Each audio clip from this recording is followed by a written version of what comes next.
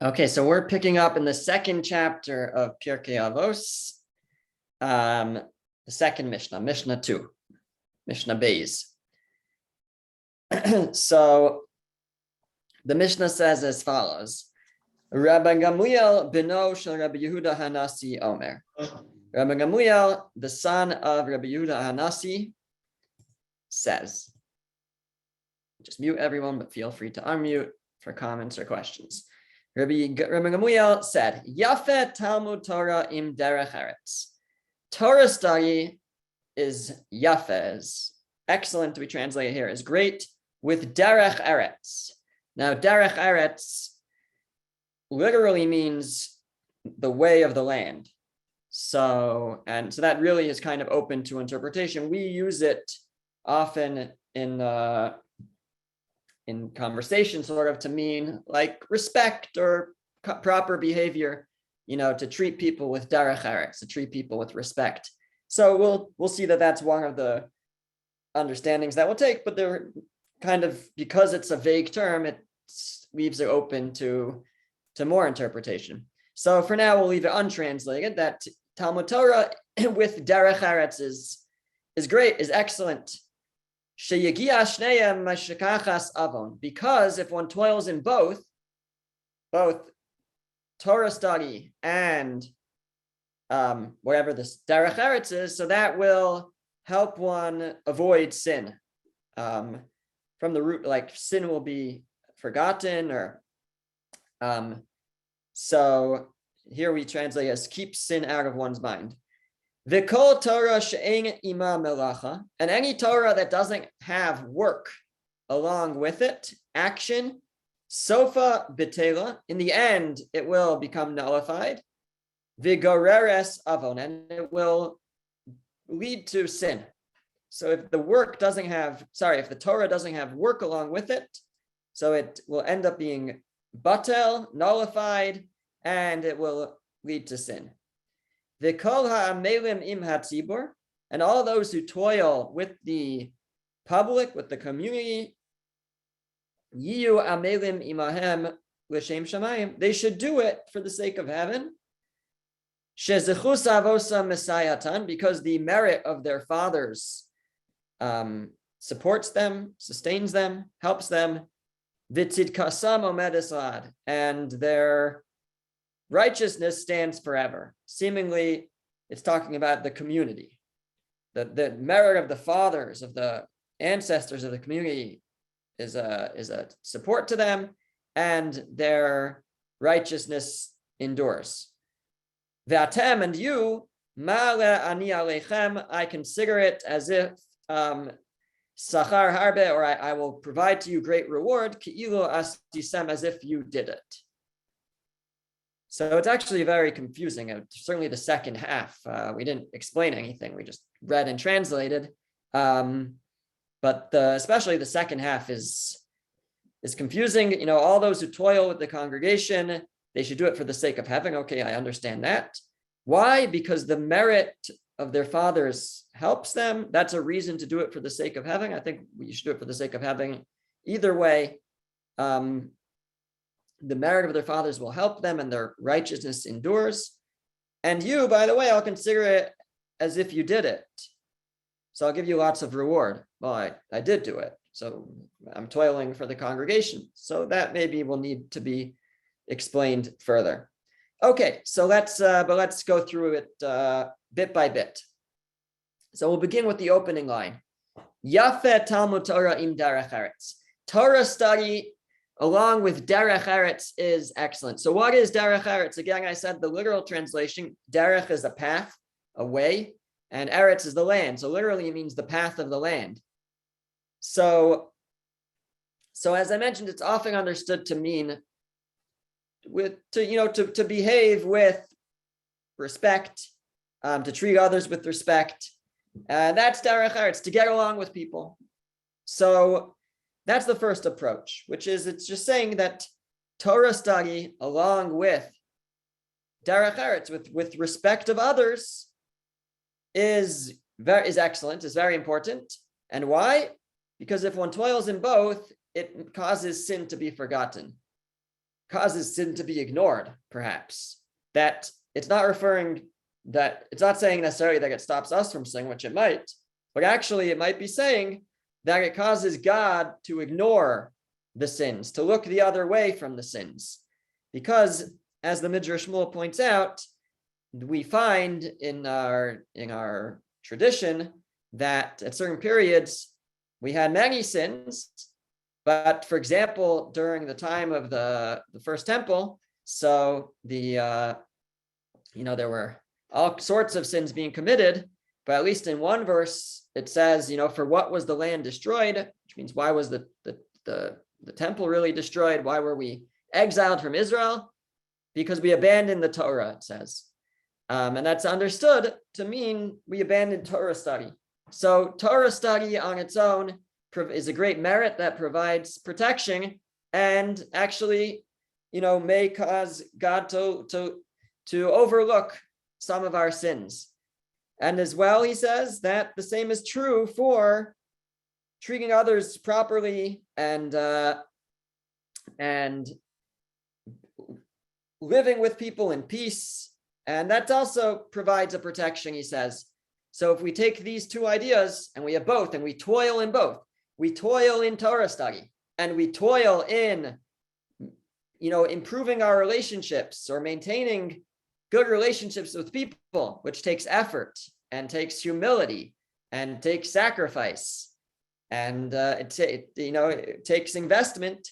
But if we do that, so these two are great merits that provide protection for us, even if we've slipped up in other ways.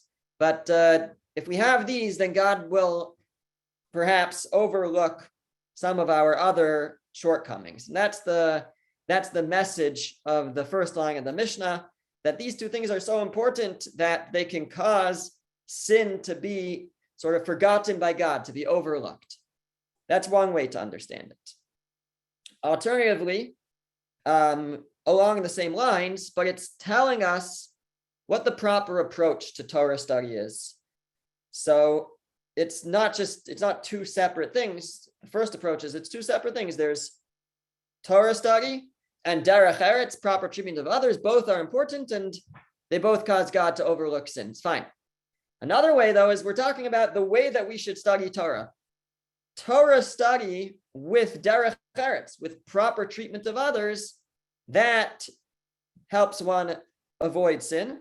Meaning, there's different reasons why a person might study Torah. A person might study Torah because they wanna look smart, and so they'll learn with the study partner, or they'll come to a class and they always want to be right and they always want to make their point, and they'll argue. Now, arguing is good if you're trying to get to the truth, but if you're just arguing so that you can be right, so then that's not very good.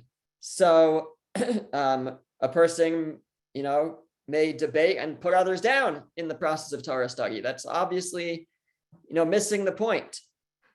So if we learn Torah with derech eretz, with proper treatment of those who we're studying with, so then these two things combined are a great merit for someone, and can protect a person from sin.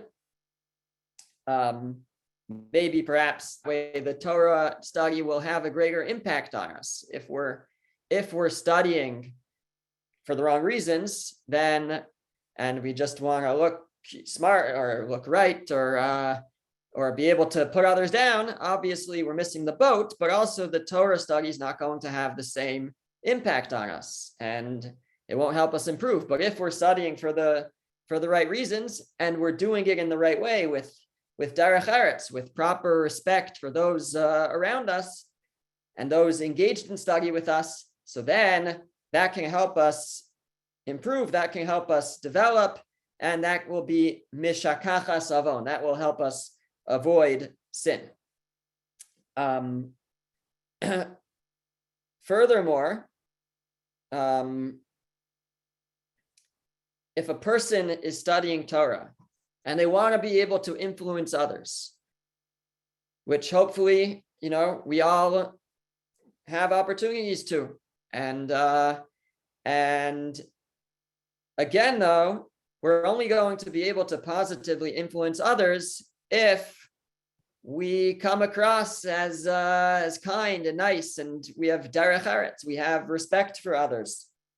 And so if a person studies Torah and as a result they think that they're the best and so great, and look at me, I know so much, then others will pick up on that and will be turned off by that.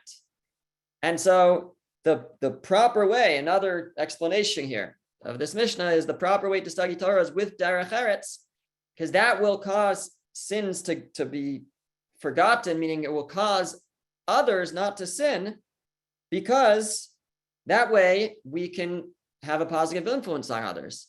If people who study Torah, if it causes them to treat others with disdain, so then those others are going to look at that and they're going to say, I don't want anything to do with that, and will continue to live their lives the same way. They won't be inspired, they won't be influenced, and they will continue to maybe live along the wrong path. But if somebody studies Torah and develops into someone who's inspiring, I don't mean because they can give inspiring speeches. I just mean that you look to someone and you say, wow, I want to be like that person. That's inspiring, and that has an impact on others. So we need to have Torah, but we need to have derech eretz. We have to be someone that others look upon us and they say, wow, I want to be like that person. That person is just wonderful, and clearly the fact that they study Torah is having a positive impact on them. I want to do that too. I want to live my life like them. So that's our third explanation here, that Torah study with derech eretz causes sin to go away, meaning because if a person studies Torah and lives with derech eretz, lives with respect of others, and is a walking and shining example of what Torah can do to a person, so that will inspire others, and that will cause sin to be. We're not just talking about the person who's studying Torah. We're talking about others who will be inspired and influenced by the way that we act. Sort of along the same lines, this will be before we shift directions here. The Rav Menachem Meiri, so the Midrash Shmuel quotes from the Meiri that, again, if you have someone who studies Torah and he or she is supposed to be setting an example, and let's say they're even in a position of influence, it's a rabbi, it's a teacher, and they have derech eretz, they speak nicely to others, they treat people with respect, so then the way that others will talk about them will be in a positive way. People will not be looking for all the flaws of the Torah leader, because they respect that person, and they see that person has derech eretz, has respect for others, so they'll treat that person with respect, and they won't be looking for all the flaws. Rather, mishakachas avon, the sins will be forgotten, sort of. They'll be able to overlook. Everybody has flaws. So if we have a leader, we have our rabbi, and he's always yelling at people and he doesn't treat them with respect, so then that will cause people to sort of re-examine such a person and start pointing out all of his flaws and where he's wrong, and that means the sins aren't being forgotten. But if a person treats others with respect, you have an inspiring teacher who's also someone who respects others, so then the students, the recipients, will also look back upon that person with respect. They won't be looking for all the little, or big flaws that person has, mishakachas avon, and then they'll be again open to the possibility of being inspired or being influenced, but or at least learning from that person. So according to this explanation, it's important to have Torah with derech eretz, with proper treatment of others. That causes the teacher, the rabbi's sins to be forgotten, or really anybody, whoever's the influencer in this case, causes their sins to be forgotten, meaning people will overlook them. They won't start examining the person so closely, which is a good thing. But if a person doesn't treat others with respect, then they're going to start looking back on that person and noticing all of their flaws, and those sins are not going to be forgotten. So in it, sort of approach number one, which is understanding that the word derech eretz here refers to respect of others. So we basically so far gave 4 explanations. Number one, Torah study and derech eretz and treating others kindly are excellent together, not necessarily even when done together. We just mean in general 2 excellent and important traits, or 2 excellent things to be involved in, because those 2 things provide protection and causes God to overlook our other sins. That's number one. Number 2 is in the way that we study Torah. We should study Torah with derech eretz, with treating others with respect, not just looking to be right or not just looking to win.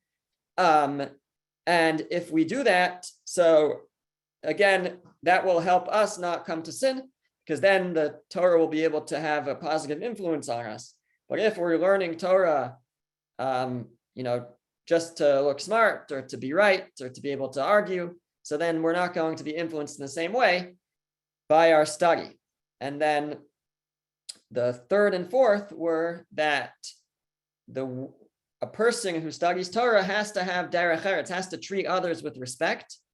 And if someone does, so then people will be able to be inspired by such a person. They'll be receptive to such a person, and that will cause their sins to go away, because they'll be receptive to the teachings of the person who studies Torah and treats others with respect, as opposed to if that person doesn't treat others with respect, the recipients are not going to be recipients. They're not going to be receptive, and they're not going to be inspired, and won't want to be like that person, won't want to make changes in their lives. And lastly, we said that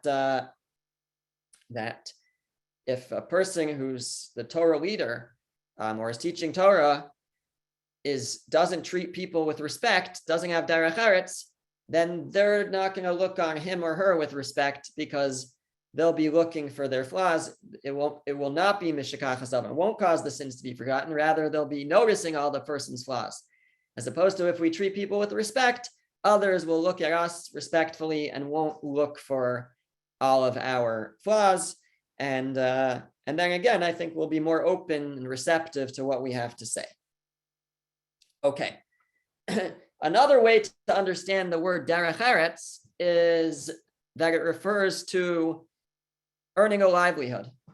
And this we find in the Talmud, that it's used in this way. Derech eretz means the way of the land. What's the way of the land, right? By the sweat of your brow you shall eat bread, right? God tells Adam. So that's the way of the land. The way of the land is we have to put in work, effort, to be able to put food on the table, to earn a living.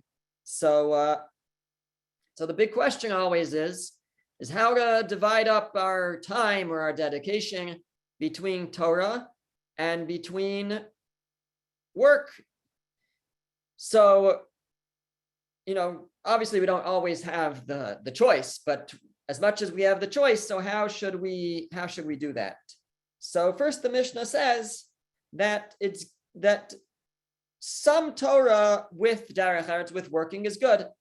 Meaning, if you at least have a minimal amount of Torah study in your day, even if the most of your day is taken up by your derech eretz, by your work, so that's fine. That's good.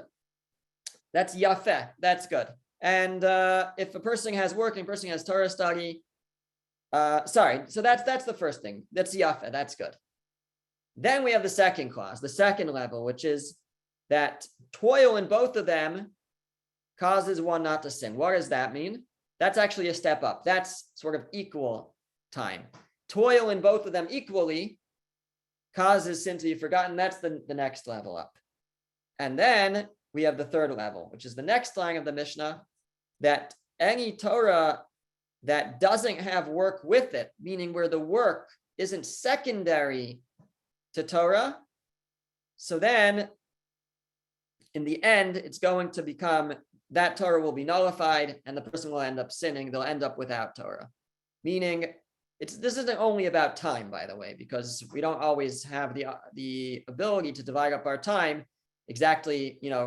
Many people would love to spend their whole day studying Torah, but they can't.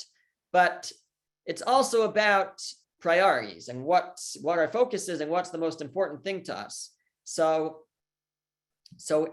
the Mishnah in this reading actually lays out sort of three levels. If a person, and the unspoken one is a person only works, never studies Torah, so that's not good. But Yafeh Talmud Torah im derech eretz. What's good is if you have some Torah with working, that's good. A higher level is toil in both of them equally. Treating them equally causes a person not to sin. And then the highest level is Torah that does not have work along with it. Any Torah that doesn't have work along with it, meaning that the Torah is the primary and the work is secondary. So if a person, that's really the highest level, and that's really what a person wants to aim for, where their life is really centered around Torah and the work becomes secondary. And because otherwise, it says, in the end, the Torah will become nullified and it will bring a person to sin. Because if it's not, I think if it's not primary and it's not made, viewed with greater importance, then slowly that other things will eat away at it and the person will end up without Torah. But as long as we view Torah as primary, as the most important thing, we'll always be able to make time for it. And but if we don't, then eventually our time will eat away at our Torah study, or other things will eat away at it, and we won't. We'll end up with no Torah study.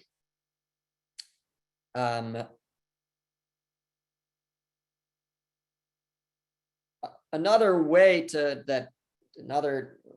explanation here is that Torah, that the Mishnah is just telling us something very simple.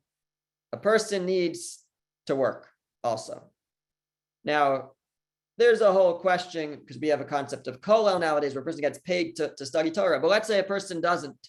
So a person says, I'm going to study Torah the whole day. So what are you going to do for a living? Oh, I'll figure it out, right? So it sounds very righteous, maybe to some. But according to the Midrash Shmuel, that's not a good idea. And according to the Midrash Shmuel, the Mishnah could be saying that if you don't have malach, if you don't have some work, if you don't have some means of a livelihood, so that's not good. Torah with derech eretz, Torah with a way of learning a livelihood, that's yafa, that's good. But if not, then it's not good. If a person studies the whole day and doesn't do any work, doesn't have any means of supporting themselves, so you might think that that's good, he says, but it's not, because now maybe in its essence it's good, but the problem is of what it leads to, because in the end, he says, the person won't have anything to eat. And what are you going to do then? So you're not going to study Torah if you can't eat. Then you're going to go out and try to find something to eat. You're going to try to find a way to make money. And that person the ways that such a person who's desperate might try to make money might not be the best ways. So, or the most honest ways, once a person is in a state when they're very desperate. So that causes sin. That person ends up sinning as a result. So the best really is to have both, but the Torah should be primary, and it should also have work along with it, a means to earn a livelihood, and that way a person will be able to continue studying Torah while still earning a livelihood. Okay, so we added, besides for our 4 at the beginning, which understood derech eretz to mean treating people with respect. So now we're saying additionally that you can learn Torah. Yeah, that it's saying a person needs to have Torah with a livelihood. There's different levels of that. There's where the livelihood is primary, and Torah is secondary. There's where they're equal, and that may protect a person from sin temporarily, but ultimately Torah should be primary and the earning a living should be secondary, although it has to be there. And that way, if not, then their Torah will be nullified, and also they will end up sinning. Okay. On that line, that the Mishnah said, any Torah that doesn't have milacha with it, in the end, it will be nullified and it will cause a person to sin. So milacha means work on the most, simply, and that's how we explained it just now. That if a person doesn't have work with their Torah, meaning they don't make work primary. Sorry, they don't make Torah primary, they'll end up sinning. We also said if they don't have any work, they'll end up sinning. Fine, that's one way to explain it. Milacha can also refer to action. And what it means is if we have Torah study, but we don't have any action, so that's also not the correct path. So meaning if a person studies Torah, but not with the intent of keeping the Torah, but only with the intent, to look smart or because it's just so fascinating. So that may be a starting point, but ultimately we should be studying Torah in order to learn how to conduct our lives. And so the Mishnah would be saying that any Torah that doesn't have work with it, that doesn't have the intent of putting what we learn into action, so then that's going to be nullified in the end, meaning it's not going to endure. And not only that, but actually we could end up worse off. Ignorance is bliss. It's true in a certain sense, because if we haven't learned something, then we could say, now it's important if we have the opportunity to learn to try to learn, but if we have no intent of putting what we learn into actions, then it could be problematic, because now before we learned about it, so then we didn't know. So if we don't know, you can't hold me responsible for doing something wrong that I didn't know was wrong, or for not doing something that I didn't know I was supposed to do. But now that I know, so then I'm responsible to follow through with it. So it can actually be, the Mishnah could be telling us, problematic to study Torah without the intent to put what we learn into action in any way. So that's what it could be saying, that Torah study without milacha, in this case, we're saying action, without the intent to put our learning into action as best as we can, so that not only will we eventually give up the learning, because if it's just doesn't have an impact on our life, then we probably won't stick with it. But secondly, it actually causes sin, because previously we weren't really responsible for not fulfilling or doing, transgressing something that we didn't know was wrong. But once we learn a bit, so then we're actually now more responsible, and it can cause sin if we have no intent of trying to put our learning into our lives, into action.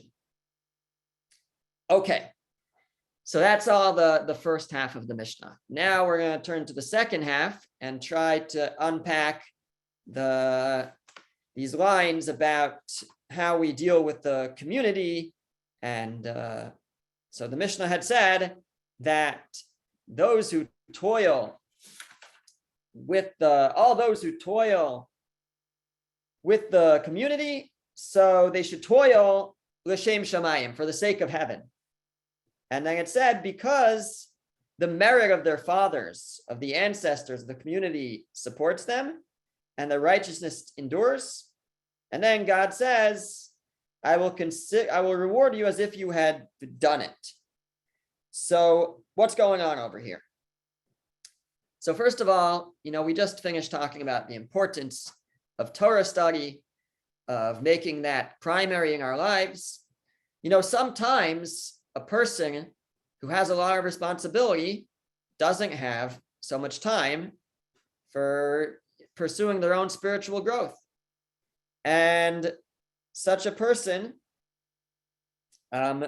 may feel badly about that, or may feel like they're in the wrong field, working on behalf of the community. Maybe they should leave these responsibilities to other people so that they can work on their own spiritual growth and have more time for Torah study. And it makes sense for a person to have such an outlook.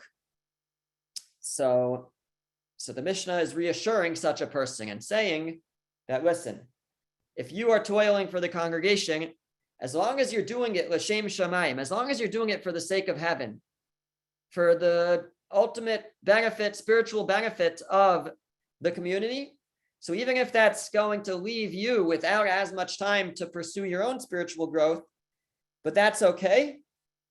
And don't worry, the merit of the community will uphold you, the merit of the forefathers of the community, the righteousness that endures forever, all of that will be a merit to you. So, and you, even though you didn't have a chance to maybe pursue your own spiritual growth, God says, I'm going to reward you and consider it as if you had done it. So now the Mishnah reads beautifully, right? Now it reads that even though we've told you all about the importance of Torah study, somebody who is working for the community, who doesn't have the opportunity necessarily, but as long as you are toiling for the sake of heaven, for the right purposes, for the ultimate spiritual benefit of the community, so don't worry, because you'll have merit from the community. And God says, I will consider it as if, I'll reward you and consider as if you had done it, meaning as if you had fulfilled the mitzvah, let's say, of Torah study or whatever other spiritual opportunities, whatever opportunities the person is missing out on because of their community contributions. So this will, so don't worry, because you'll still have merit as a result, as long as what you are doing is for the sake of heaven. So that is, I think, the one approach that we're going to offer. I think it's beautiful. Okay, so moving on now to the next Mishnah.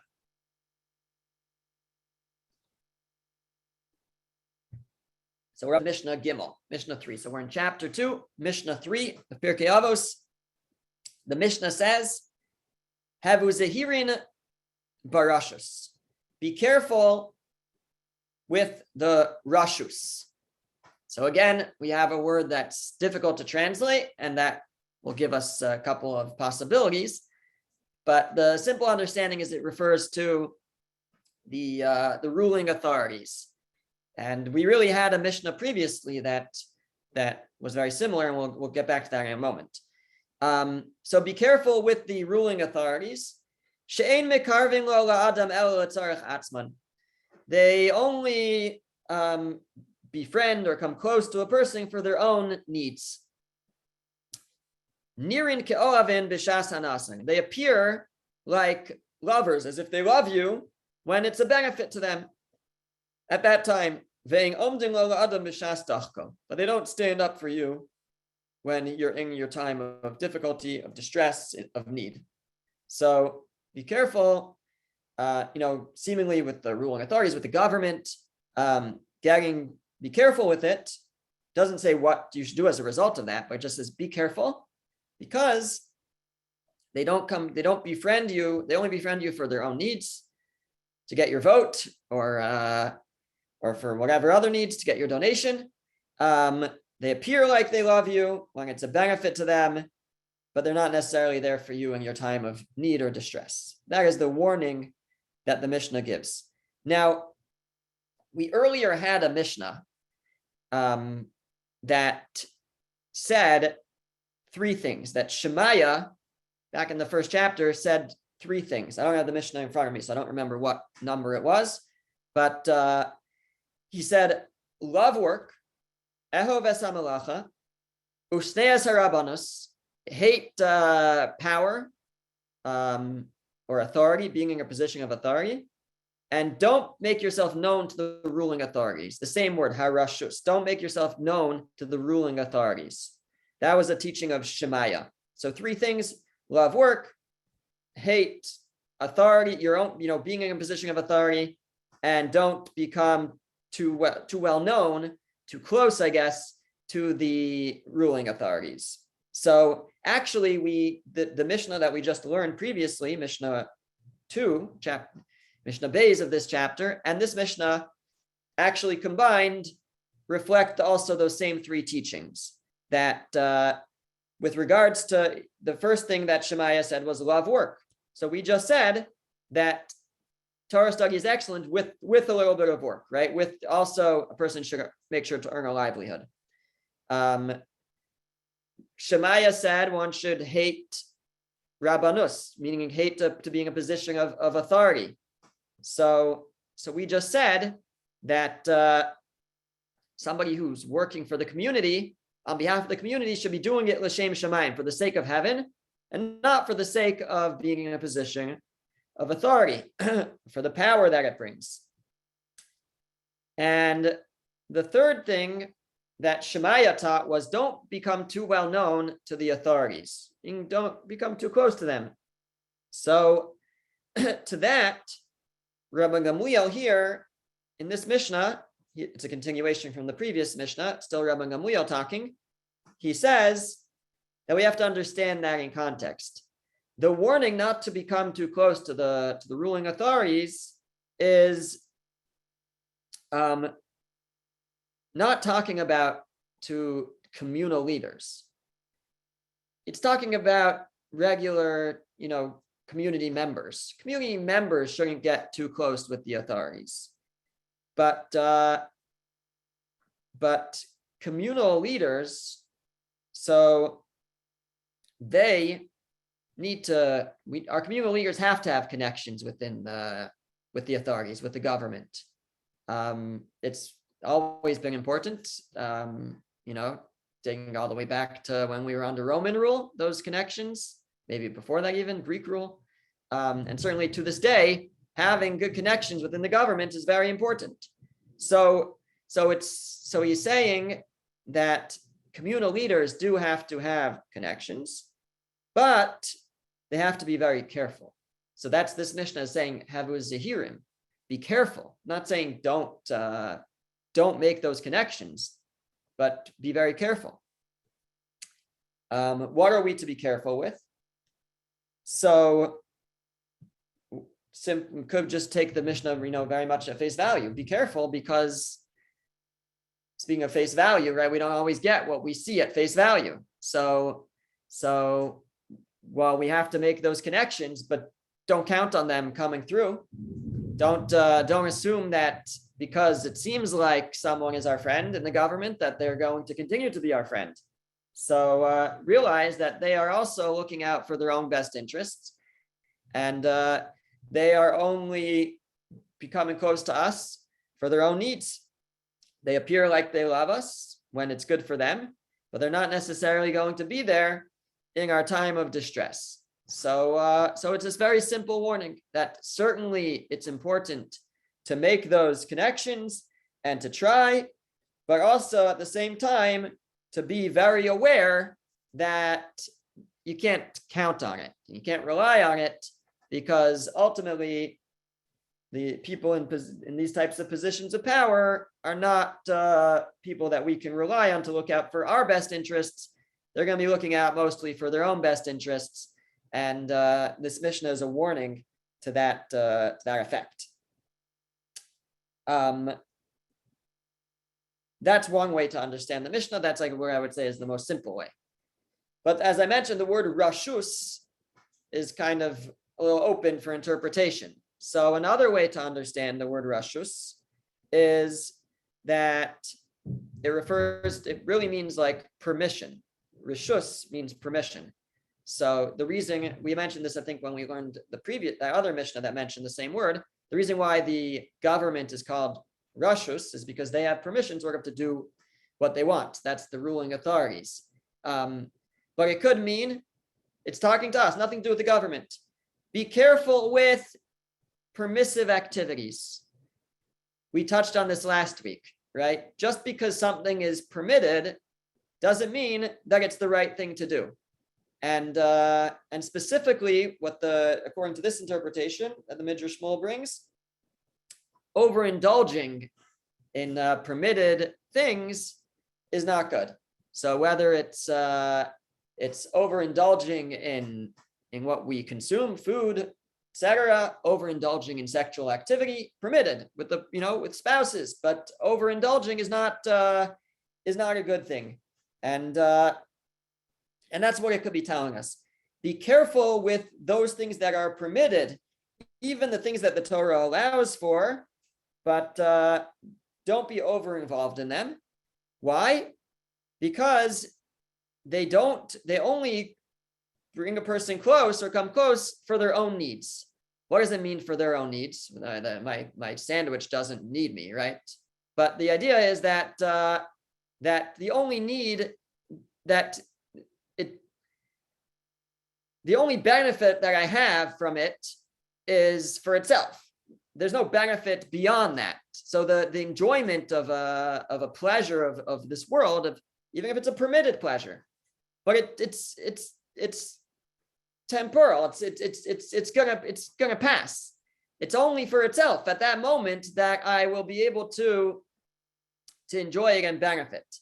So, it looks like it loves you. It's a kind of an interesting interpretation, right? It looks like it loves you when you're enjoying it, but first of all, often for such pleasures we pay the price after, right? That's one thing. A lot of the physical pleasures of this world come with a price, besides for a price tag, but also a price after, how we might feel afterwards.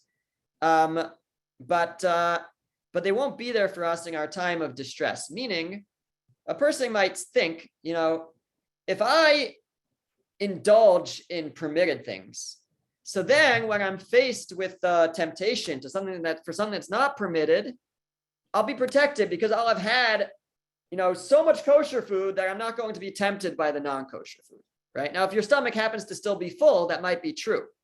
But the Mishnah is saying, otherwise it's not true. We don't have like a bank, that if we indulged on permissive things, then we're not going to be tempted by the non-permissive, by the forbidden things.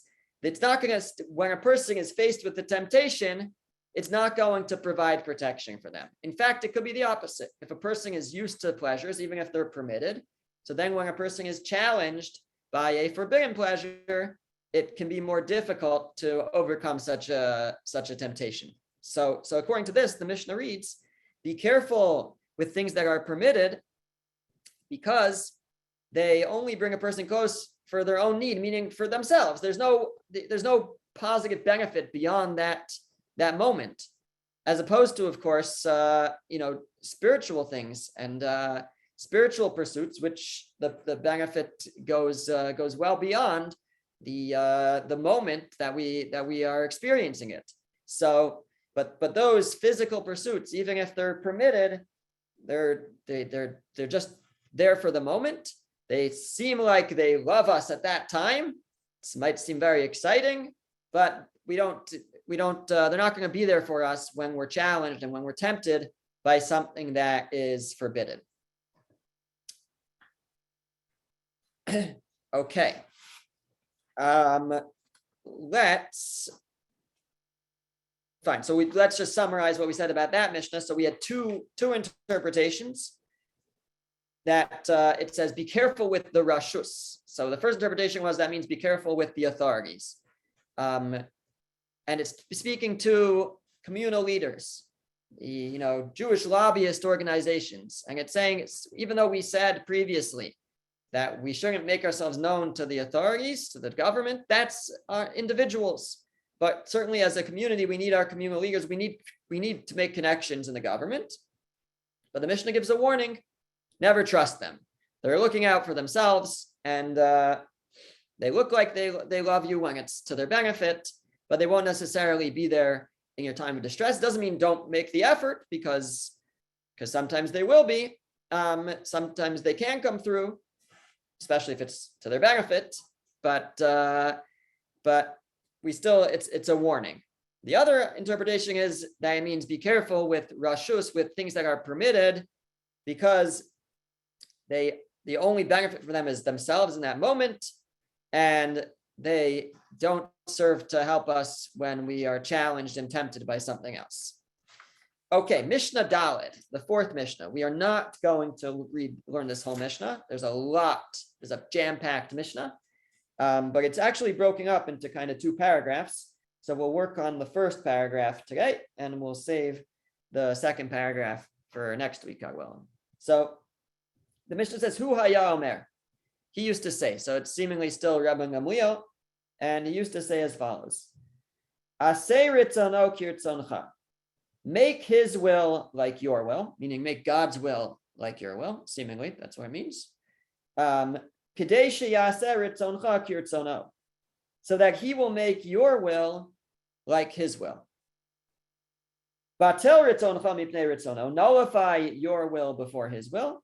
Kadei sheyivatel ritzon achirim mipnei ritzonecha, so that he will nullify the will of others before your will. So what does it mean? What does it mean to make your will like God's will?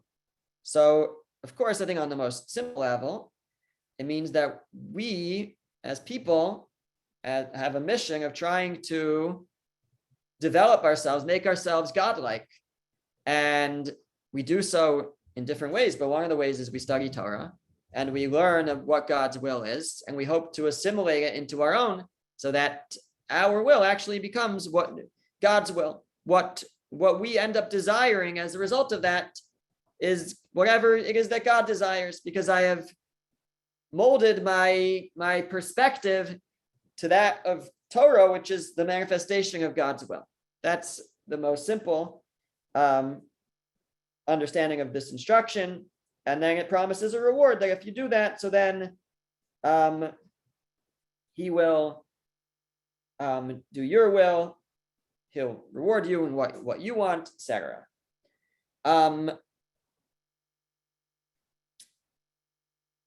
It could mean, Midrash Shmuel says, going back to doing things for the right reasons, doing things for the wrong reasons. So we have a concept in the amongst the teachings of the sages, which is that mitoch shelo lishma ba lishma, which means that from a person doing something shelo lishma, not for the sake of God, not for the sake of heaven, but a person will eventually come to do it for the sake of heaven. So a person starts off doing certain mitzvos, they don't really understand it, they don't really believe in it. I'll just try it out, right? So someone might say, no, you're wasting your time if you're not doing it for the right reasons.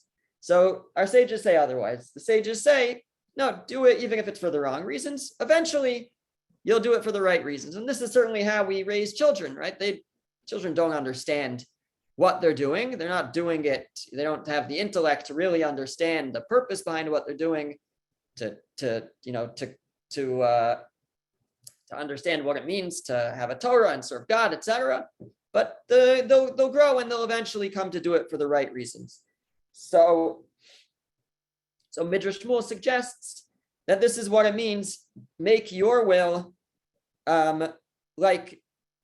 make his will like your will, meaning do it like you want, even if it's not for the right reasons, because eventually you'll start to do it for the right reasons. So do your will, do his will like your will, meaning however you want to do it. If it's what he wants you to do, just do it your way. That's fine, right? That's what it would mean. Again, make his will like your will, meaning when you do his will, you could do it like your will, meaning the way that you think about it, the way that you view it, as long as you're doing the right thing. It might not be for the right reasons. You're doing it for your own will, for your own reasons, but you're doing his will. You're doing the right thing. So then that's good. And then eventually, in order that that your will be his will. So do his will your way, in your will, the way that you see it, in order that eventually you'll be doing your will, his the way that he sees it, the way that God sees it. Eventually, you'll be able to make that transition to be doing it the right way. Alternatively, it can mean when we desire something, so we're willing to do what it takes to get it. And obstacles are not obstacles. Whatever it takes, this is what I want. So I'm going to make sure that I get it, that I get it done. That's if we desire something. If it's something that's God's will, okay, not necessarily as much. Like, I'm too tired, I don't have the energy, this reason, that reason, lots of things come up. So the Mishnah says that just as a person does their own will with joy and energy, and they don't let things get in the way, so they do whatever they can to achieve what it is that they desire. So that's how a person should approach God's will. So the Mishnah would be saying, make his will like your will, meaning when you're trying to fulfill God's will, pretend that it's something that you wanted, whether it is or, hopefully, again, we assimilate that and it is, but let's say it's not.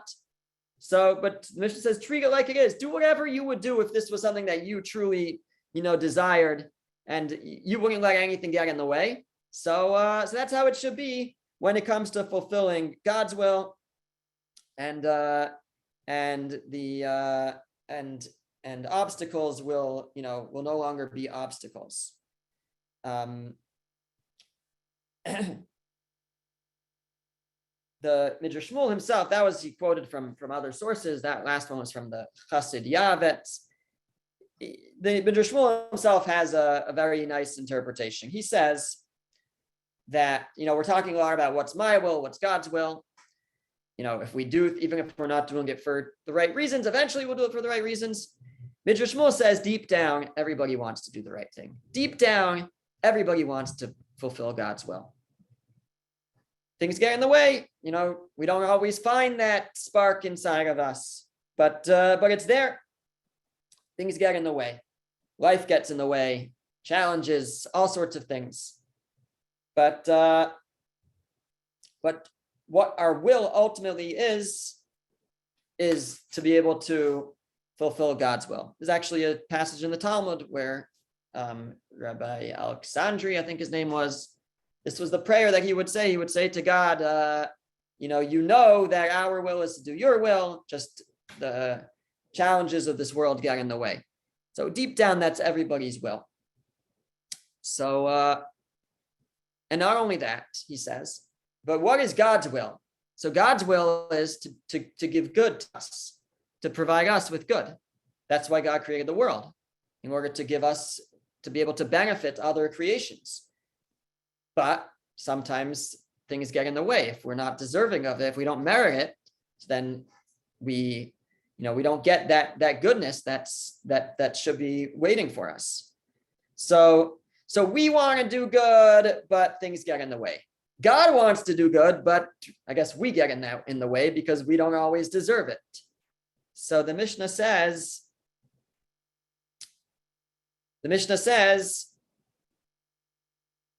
do God's will. Meaning, or actually it says, make your will or do your will. The word aseh could be do your will. Do your will, meaning what we said is really what you really want. What we really want is to do God's will. So do what's your will deep down. And because we know that that's your will. And just bring it out into the world. And then if we can overcome, and if we can do what's ultimately our will, so then God will do what's ultimately his will. So that's what the Mishnah says. Do your will, Aseh ritzono kirtzoncha. Do his will like your will, meaning fulfill God's will, which is your will. That's what we want to do. Ultimately, we want to fulfill God's will. Deep down, that's what everybody wants. things get in the way. So the Mishnah says, overcome that, fight through that. Don't let things get in the way. And as a result, the same will be true for God. Then nothing will get in the way of God fulfilling his will. Because God's ultimate will is to do good by us. So, and that will be the result. And but the Mishnah says that's for most people. Most people deep down want to do God's will. There are a few that unfortunately are not even on that level, that even deep down they have no desire to do God's will. So the Mishnah speaks to them as well. And the Mishnah says that at least they should nullify their will before God's will. Meaning you can't say do what your will is deep down, because deep down they don't have the will to fulfill God's will. So to them we have to say your will is not to fulfill God's will. So nullify your will before God's will. So that's the second half of the Mishnah, speaking to those that unfortunately we can't say about them that deep down they want to fulfill God's will. So to them the Mishnah says that to those people, nullify your will before God's will. Your will is not to do God's will. Nullify that before God in order that he will nullify the will of others before you. Again, we don't want God to nullify his own will, but